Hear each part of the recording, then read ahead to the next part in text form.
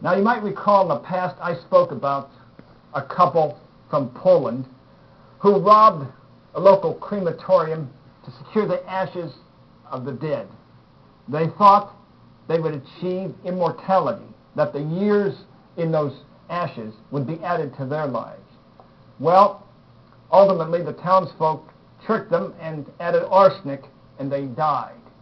Well, that isn't the only case. I came across another case of a California man up in Northern California who was robbing a local crematorium of their urns of the recently cremated.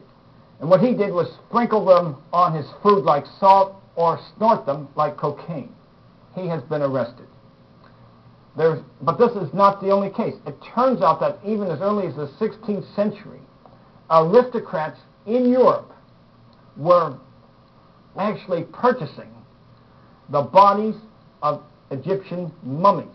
These were actually the powdered remains of the mummies, which they thought would add life to them, to help them achieve immortality.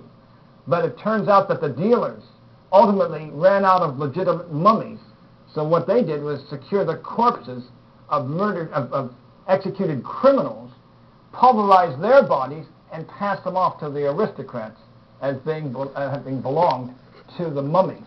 And as far as we know, these aristocrats did not achieve immortality. In fact, they were actually double-crossed by the unsavory dealers they were purchasing the remains from.